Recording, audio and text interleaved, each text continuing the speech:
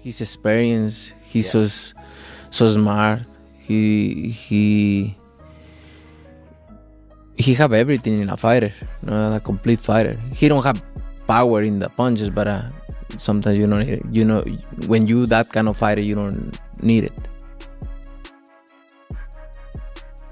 He knows distance well, and I don't think the other guys can like reach him or capitalize off of it. Now, everybody's saying decision. Could a stoppage be on the table? Because you said like frustrated. Yeah, for sure. A stoppage is always in the works. These guys fighting with 8 ounces on no head gear. Anything can happen in boxing.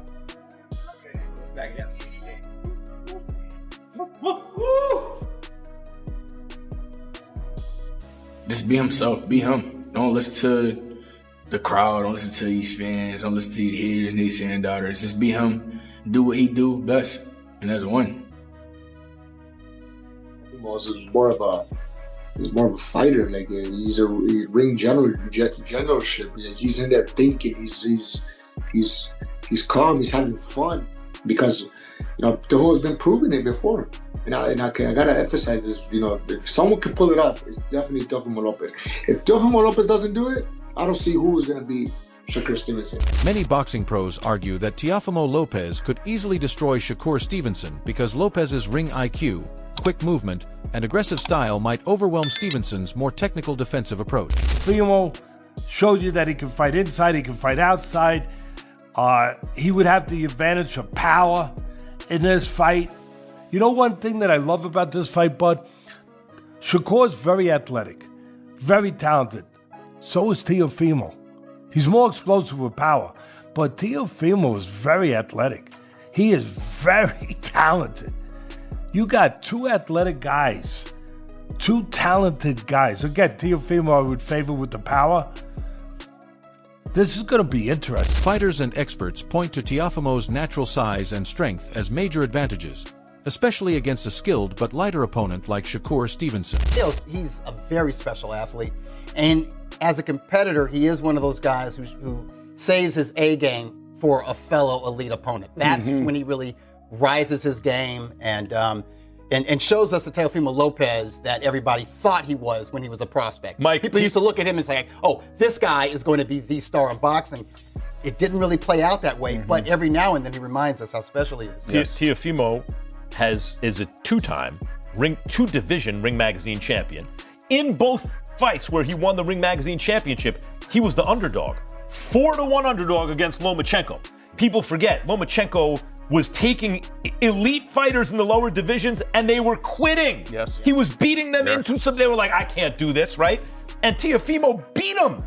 Right, he outboxed him. Yeah, he didn't do it by physically imposing himself on him. He outboxed him, he outfought him, he had speed, power, and then again, against Josh Taylor at junior welterweight, he was the underdog, so he saves his best for his biggest moment. Lopez himself claimed that he plans to make the fight ugly and force exchanges using size and strength at 140 pounds to break Stevenson's rhythm and land big shots, potentially leading to a stoppage rather than a slow decision. He's a very talented, skillful, technique fighter. Yeah. Can't take anything away from it. However, scared to get hit. Scared to get knocked out in front of the world. Scared to get touched up in front of the world. Are you saying that off of the last fight or just in general? In general. In general. Yeah. In general. Me and Shakur sparred before. We did 3 rounds, and it was just light work. And me trying to figure out his jab. Does he have a good jab? Yeah, he does. But once you pass his jab, it's game. According to Shane Mosley, Stevenson may be making a big mistake by jumping into a fight with such an explosive fighter at 140 pounds. The concern isn't about Shakur's talent, but about how his body will respond after gaining weight. I don't think that, maybe. I mean, Shakur might show some different, if he has to go after Teofimo, he might show some different type of heart that we haven't seen or different type of fighting we haven't seen.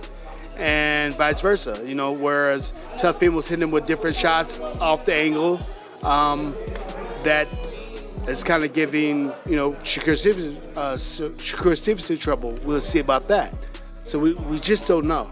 Yeah, the thing is I think people overlook of Teofimo is he can box when he wants to. Like, he's shown he has a slick style too when he wants to do that. When he wants to do that. So if you have a slick style and you got power and you got the speed too, and you're fighting at 140. So let's see. I don't know if Shakur Stevenson is going to get slower moving up in weight or not, where Teofimo can hit him. Maybe he was really fast at 130, 26-30, maybe 35, but 40, you put on a little bit more weight.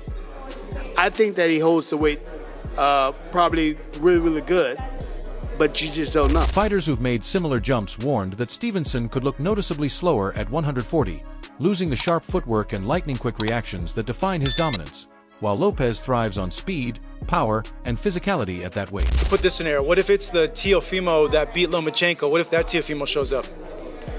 Like I said, and Lomachenko is a not easy fight. Teofimo was able to be in the ring with different type of fighters and figure it out. The fighters that Shakur Stevenson was in with, they couldn't figure it out or get close to figuring it out. Whereas Teofimo had to figure out that type of style, and Lomachenko is a hard fight to fight. So that's why this fight is so interesting. And for Shakur Stevenson to move to 140 to fight him is definitely a hats off to him. Do you have a favorite on paper in that fight at all, Shane?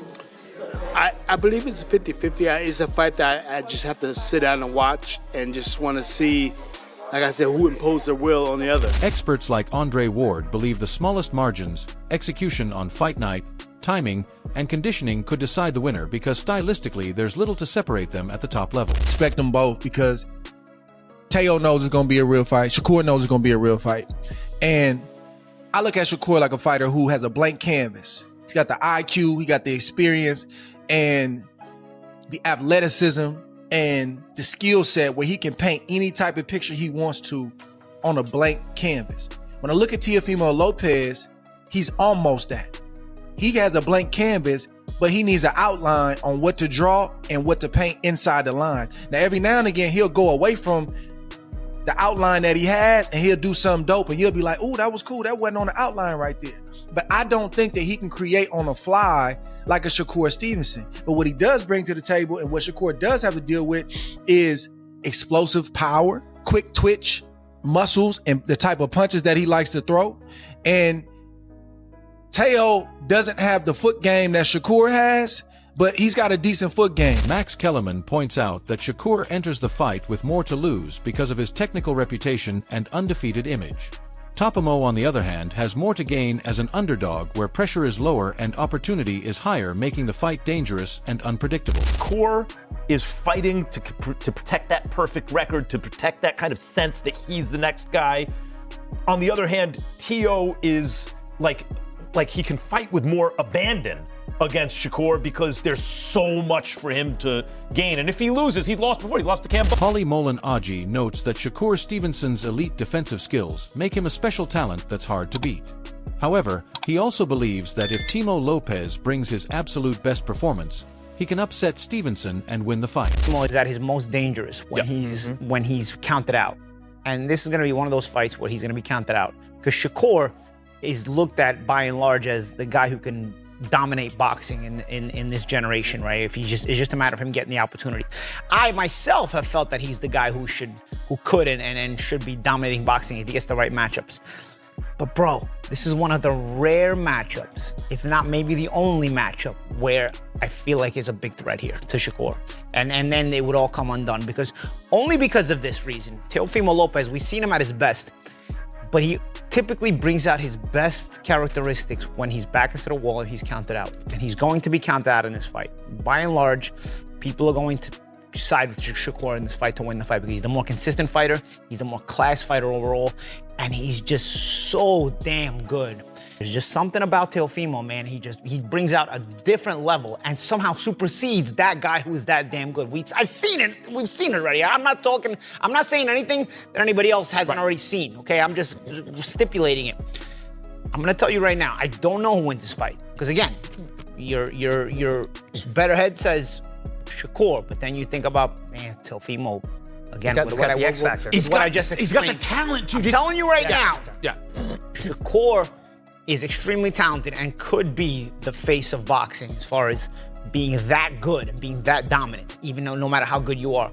But this is one of the rare fights where you can get beat. And I don't ever want to hear any of you tank nut huggers that he fights one Uber driver after another. If Shakur Stevenson loses this fight, I don't ever want to hear any of you saying, oh, well, what about Shakur now? We'll tank this. While Teofimo's explosiveness and power give him a real chance to win, he must be prepared for Shakur Stevenson's elite defensive skills and movement, which are key to Stevenson's strategy to control distance, frustrate Lopez, and avoid big shots. That being said, then what does Teo got to do to win?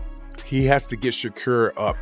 How would I say this? I don't want to just make it seem like come across as if Shakur is novice, but the times that Shakur is putting himself against the ropes, this is the time that Teofimo is going to have to depend on his explosiveness. He's going to have to depend on his offset lead right hands. He's going to have, but even doing that, everything with Teo comes off his front foot, his explosiveness, his speed, everything. So it's almost like whenever the times he gets Shakur up against the rope, he got to pick his shots well, but then after that, he have to be ready to defend, because with Shakur, the return is always coming. So he got to go into the offensive lane, but he have to go into it with good defense, which in my opinion, he really don't do that good when he's going into offense. He usually come in to an offense lane like with his lead hand down, coming with head movement. But I just believe when you do get closer to Shakur, he's going to have to overload with work. He's going to have to really double up with one hand. He's going to have to use his feet, bust angles, things of that nature. So what do you think will happen when Teofimo Lopez and Shakur Stevenson finally square off?